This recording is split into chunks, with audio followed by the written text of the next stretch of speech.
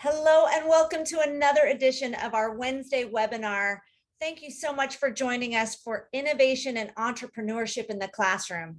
Folks, this is a different kind of a webinar. It's a different kind of a way to teach in the classroom and out of the classroom.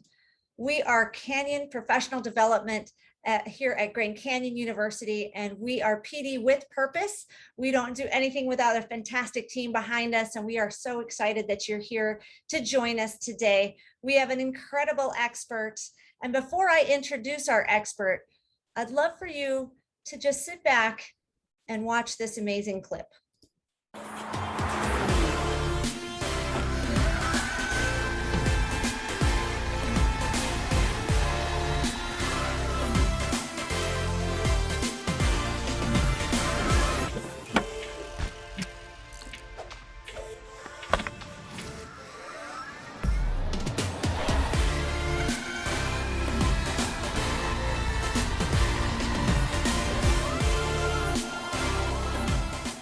Wow. Now that wouldn't be possible without something called Canyon Ventures. But before we start into Canyon Ventures, Wes Smith is here with us today, and he's going to tell us a little bit about entrepreneurship in the classroom from a firsthand view, because he was an entrepreneur in the classroom. So Wes, before we get started, if you don't mind setting our stage for learning, I understand you have a quote here that you want to start us off with. Yeah, thanks for having me on. So the quote that I'm going to read off is from Stephen Johnson, and it's, if you look at history, innovation doesn't come from just giving people incentives. It comes from creating environments where their ideas can connect. And I personally can relate to this quote as I actually started Lux Longboards in a classroom at GCU, literally opened up my LLC. And so it was a really neat place. I had a couple of ideas that connected, was able to work with students and teachers alike around me, and launched what I didn't know would become my career after graduating from college.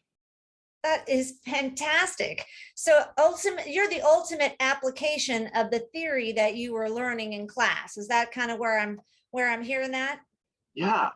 It definitely, the class that I was in was based off of innovation and entrepreneurship. And, you know, now I'm actually located in GCU's Canyon Ventures, which is a premier innovation and entrepreneur space here in Phoenix, Arizona. And we have a picture of the knot up on the screen, and kind of represents and symbolizes, I would almost say, the network of entrepreneurship that can occur and needs to occur in order to grow. And so here at Canyon Ventures, really unique space, as I mentioned, it's where entrepreneurs and students alike can connect to create, you know, and grow together. So that is fascinating to me, Wes. It's kind of like an incubation center for business and entrepreneurship, but it really comes out of ideas that are generated in the classroom. Is that kind of what Canyon Ventures is? Yeah, so with that, you know, education, you know, usually needs application. And so what I've seen is for instance, we hire a lot of different students that are specialized, you know, in different areas. We have film students, we have marketing students, and so they get to take their education and go out and actually apply them into the real world. And get experience to where, you know, whether they end up working for us after they graduate or whether they work for different companies, they can go, hey, you know, I learned this at Grand Canyon University, and then I was able to hone those skills in a business realm through Canyon Ventures. I'm really excited to hear more about it.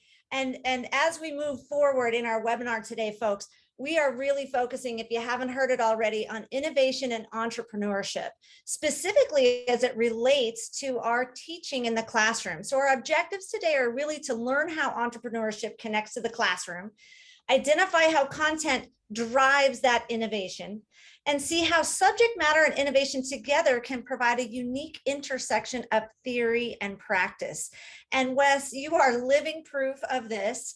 And so obviously I want to start with your business, your entrepreneurship, your experience with Lux Longboards. So we just saw the video, which is pretty amazing. And what I saw in that video was the fact that not only could I take a longboard and convert it to like from something that's useful, transportation A to B, maybe I'm going to class, to something that's fun and recreational. So if you wouldn't mind just giving us an idea, not just about the business, but how the business came to be and how you sustain it at Canyon Ventures.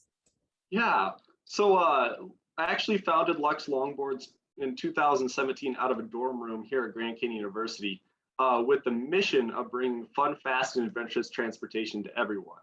And so originally got onto campus, grew up on a dirt road in Flagstaff, Arizona, so never needed, different mode of transportation other than a truck. And when I got to Phoenix, I needed to get around campus. So I bought my first longboard. Fast forward to sophomore year, I purchased an electric longboard on a whim, and it transformed my college experience. I could get anywhere on campus within 5 minutes, versus spending up to 30 minutes walking. But what was interesting is it wasn't just, it didn't just impact me. I would have students stop me and ask, hey, can I demo that board? Wow, that'd be a great way to get around. And that's when my entrepreneurial instincts kicked in to solve people, the students' problems, which was commuting on campus. So with that, I launched Lux Longboard Rentals with the mission of saving students time getting around campus through electric longboard rentals. But fast forward a year into the business, started having a 90% battery failure rate with the boards I was renting out. So, immediately that was a big. I got to stop you here. You just said a failure rate. So we like to talk a lot about redefining failure and, considering that failure is actually a great thing for learning. So if I'm an English teacher and I'm teaching some sort of concept and my students are not getting it and they fail, you're telling me that in business you had a failure rate. What did you do? Yeah, so at that point, that's actually where I was able to implement entrepreneurship with innovation. And so what I did is being a mechanical engineering student, I had to figure out a solution so I could keep running out my boards. And what I came out with was an ultra flexible battery pack that uses the same battery technology found in Tesla cars. And yeah, so that was a cool application there. And so once I developed that, as things change, with failures, you always look for the next solution and the next opportunity. And with that, I actually transformed Lux from a rental company and turned it into an electric longboard manufacturing company. So essentially, your failure allowed you to innovate and pivot and change this business so that it could even become more of a profitable business or concept. Is that what you're saying? Yeah, definitely. If it wasn't for that failure, I think I might still be in the rentals if we were still even around. So it definitely allowed me to pivot because of that failure and lead to more success in the space. So in a very brief moment here, how did you have to use math and or science? I mean, I'm hearing that you're having to redesign and consider those options, but you also said mechanical engineering. So these math and science concepts that you were learning in your classes, did they come into play? Did they actually help you? They did. So there's a lot of math involved with, I would say, speccing the components. You got your batteries, and when we think about batteries, we think about little AA, sticking them in, and that's it. But when you're creating a system, it's a whole math equation from the battery to the motors to the controller, and there's a lot of calculations and basic science principles mixed in there where I literally was sitting down with a pen and paper, taking the equations that I learned in class to calculate out, the amp, the flow of, the electricity through the board, how many amps it needs, how much power, how much torque. And that's where I was able to apply a lot of math and science in that aspect. So in other words, whoops, sorry about that. Let me pull this back over. In other words, you have to use what you learned in class in your business. Oh, definitely. If it wasn't for my application and learning in class, I probably wouldn't be doing Lux Longboards. I'd probably still be doing construction with my just a family lineage. So So it's fascinating to learn about your business, and I want to get back to it again. But right now, I've just got a shot here of Canyon Ventures and itself. How many businesses are in Canyon Ventures? Similar to your, they don't have to be similar in what they do, but about how many are there doing what you were doing for your experience? Yeah, so Canyon Ventures is home to over 30 businesses, stemming from all different industries. Lux Longboards, we do manufacturing. There's 40 Below Joe, they do ice cream, which is a really unique take on ice cream. We have different companies like Little Bird is pictured in here, and they do full solutions for apartments. So it's a big range of businesses, but it's really neat because they get to come and collaborate together to build, I guess, better products, better entrepreneurs, and also build up students. Oh, that's fascinating. And we're going to talk about 40 Below Joe, because I think that's a pretty amazing company as well. But really, for our viewers, the intersection of all of these disciplines, from communication to language arts to math and finance. Obviously, you just talked a little bit about math and mechanical engineering. You definitely have to know a lot of math. But do you see all of these things coming together, or is there a particular discipline that you don't see as a part of the business concept? There's really, all of those are the pinnacle of very important parts of different parts of the business. If you're learning art, it's like, oh, well, how do you use that in a business sense? Marketing, it's huge. Graphic design, but down to a little bit, we got our, I guess, the logos up there for Lux Longboards. That was done by an artist. They had to conceptualize, bring in that idea.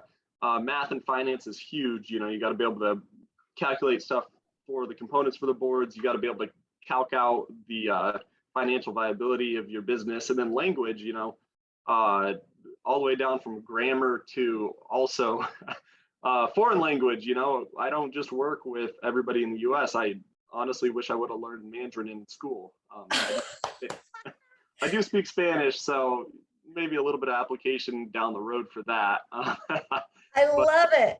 Yeah. I love it. And thanks for that boost for world language teachers. And I love that you speak Spanish, because that's what I did. I was a Spanish teacher. So for me to be able to say, what does this have to do with me? How does this have to do with me? You're saying that, yes, it's important, because if you want to sell to Nicaragua, you've got to know the language. Is that what you're saying? Oh, definitely. And a plug for Mandarin too. That is so cool. So you talked a little bit about 40 Below Joe, and I do think it's a very cool twist on ice cream. Can you tell us a little bit about maybe some challenges that I know that you all are super close in the business area, like literally you can throw a stone and hit the 40 Below Joe guys where you are located. What do you tell us a little bit about this business versus Lux Longboards? It's a different concept, yeah? Yeah, definitely. 40 Below Joe is a very interesting take. It is a little bit dangerous having a company with such a good product right across the way. Because when there's ice cream and it's 110 degrees out, I really want to go over there all the time and ask for a cup of Joe, 40 Below Joe. Not just ice cream, but ice cream with coffee, right? Coffee, actual like espresso. Yeah. Oh my gosh, that is, something I would jump in. I think you've got all the teachers' ears right here when you said coffee. Ice cream and coffee coming together, that's got to be a good thing. Yeah, so 40 Below Joe was started by the founder of Dippin' Dots, really unique concept. So, I've tried Dippin' Dots. If you guys have had the chance to try it, it's phenomenal. But the founder went ahead and took a look at it and said, everybody loves, basically took the pinnacle of two things that people love, coffee and ice cream, and combined them together into 40 Below Joe. What I find interesting as far as the challenge in 40 Below Joe, we're in a location that you were 113 degrees in the summer, and we got 40 Below Joe. I'm thinking of how do you, shipping and storing cold brew, cold ice cream here in Arizona. That could bring some challenges and problems to the business. Yes. Yeah, that is actually one of the interesting things about 40 Below Joe is, as you can hear, it's 40 below, in the typical freezer, which I'm trying to look at the exact spec, but the typical freezer doesn't freeze at 40 below. It actually is like a lot higher temperature. So what they have to do is they have to get special freezers to actually keep their 40 below Joe cold enough to where it doesn't melt. And with that, you can imagine shipping. As soon as it leaves Canyon Ventures, they throw it into a FedEx truck. And when they throw it into a FedEx truck, that truck isn't just 120 degrees. That FedEx truck is probably 180 degrees inside of that box. And so I know that that's been a huge area that they've had to really innovate, especially down to the boxes and the insulation used for shipping, because that's a huge, huge problem. But, I think that's something that students were able to work with the company.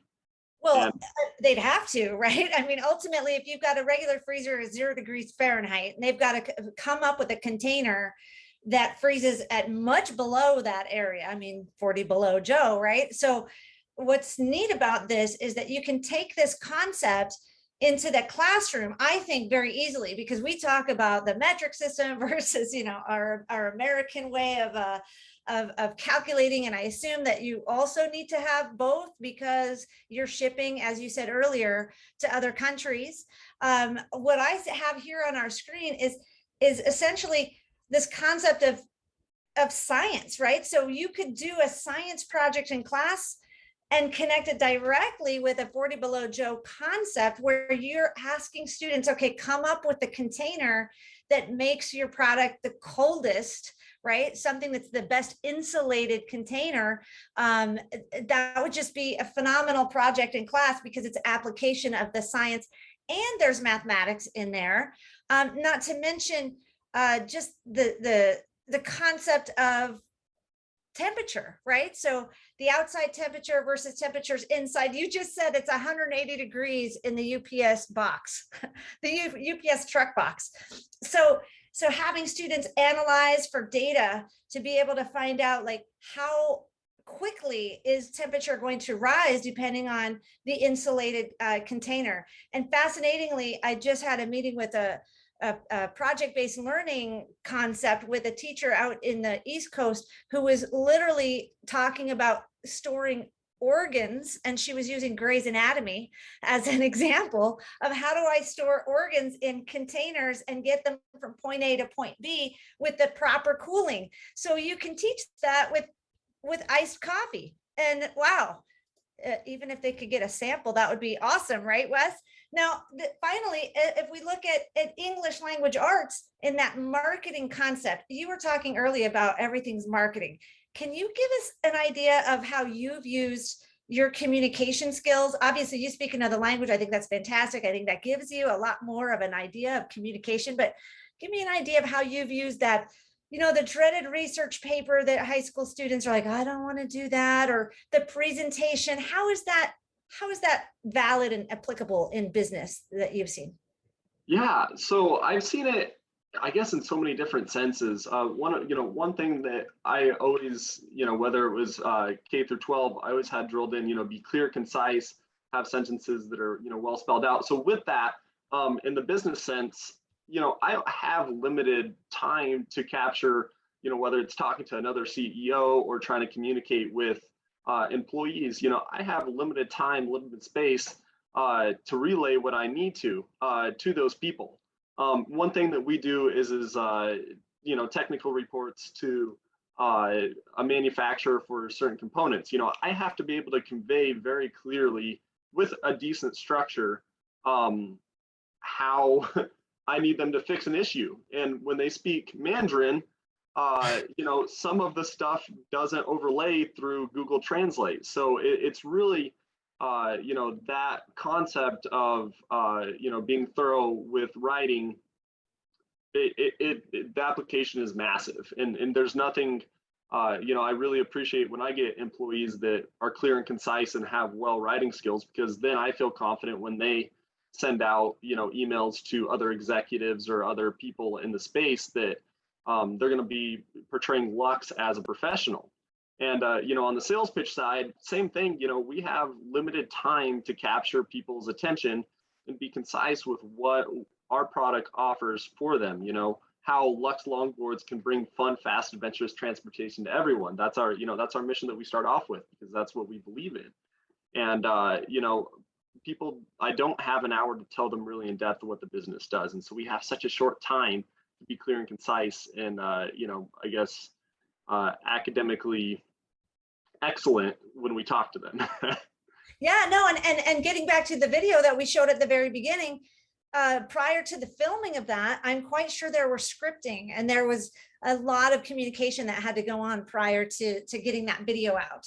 So I can only imagine the intersection. So I bring back this slide to just remind our viewers that in application of all of these different elements of art and language and math and science, that it's ultimately how well you communicate your business. Because Wes, I bet you're a math whiz. You're mechanical engineering. This probably is you're probably passionate in this area, maybe even more so than the English area. Maybe writing essays for you wasn't your top thing in school, but you probably understand now the intersection between the two, and being able to hire for someone who does love the English language or is able to communicate your mission, as you said, exactly as you would. Would you agree with that? Yeah, definitely. And that's, this application of all these different, as the application of all the different segments, it's the entrepreneurship is a great way to bring the application to students, especially here at Canyon Ventures. And so, you're able to not only from our stance, but also the students that are involved with, Lux Longboards, 40 Below Joe, any business within Canyon Ventures, they get to utilize all this stuff in the business realm and actually see how, it's important that they write very clearly and concisely with great, grammar. And that when they're doing their math equations, they actually get the variables right, because guess what? When you actually screw up, you may not get a bad grade, but it's going to cost someone a lot of money. Thank you. Yes, that is the true application. Did that motivate you, Wes, the money aspect of it all? I'm more motivated by the mission statement and the value, that we can bring to people. For me, obviously, you got to keep money to run a business, but I look at it and it makes me really excited to see the joy that it brings people. But when they're riding, a Lux Longboard. But on the flip side, the math is really, an integral part of our products. It's a very important part of running a business, because if we're not hitting the right numbers, if we're not calculating out, we're not, projecting right, it could be a big issue. We could not survive. So stuff like that, it really is a nice intersection of everything. So Wes, before I let you go, I definitely want to ask this final question of what would your advice be? I mean, you're an entrepreneur, you're young, you started this in your dorm room. And I'll bet that there are other students out there that are like, yes, I'm going to be the next YouTuber. I'm going to be the next entrepreneur, the next Jeff Bezos. What kind of advice would you give students and obviously teachers who are watching this today? What do students really need to get to where you are? I would say one of the biggest and most pinnacle parts is perseverance, in any sense, perseverance that, you work hard enough towards that goal. For teachers, perseverance that one student that is really tough, that looks like he could care less about your class, persevering and really trying to impact him, because I think a lot of times from a student standpoint, we take for granted the information we're learning because, God, it's another homework assignment versus, we persevere through that assignment and realize the value that it has, in future sense. And so I guess that's one of my biggest advice to people is just keep persevering on, work hard, and and through that, sometimes amazing things come out of it. It's really neat when it does. So fantastic. What amazing advice. So what I'm hearing, folks, is that entrepreneurship is a way to bring application to your students via your content, especially those unengaged students. So remember what Wes just said, even if someone's not really looking for it, it's that perseverance that will push them to be the next YouTube star or the next, dare I say, Lux Longboard innovation, right? And I guarantee you that Wes will be competing with you as you bring that innovation to Canyon Ventures or to the next best thing. Ultimately, Canyon Ventures, to me, Wes, is such a neat opportunity. I think schools could do this on their own. I really do. It's just what's so unique about Grand Canyon is it's just big warehouse idea of many different incubation incubation businesses, right? And these businesses come, they hire our students get practical application of what they're learning in class. And everybody seems to win. So I just want to say thank you so much, Wes, for being with us today and for sharing your story and for sharing how application is truly important when it comes to that content, right? That content that our teachers are sharing. Folks, we do this to empower, educate, and inspire you, our community, so that you take action to fulfill your purpose and to serve others. That is our mission statement, much like Wes has the mission statement. Say it again, Wes. Fun. Yeah, to bring fun, fast, and adventurous transportation to everyone. I love it. To bring fun, fast, and adventurous transportation. So we're here to bring fun, fast, and adventurous education. Yeah, I'm not stealing your mission, but absolutely want to empower and just take that moment to serve one another. Wes, thank you for your time today, and don't forget to subscribe to our YouTube channel for more free professional development. Thanks and have a great day, and we'll see you next time.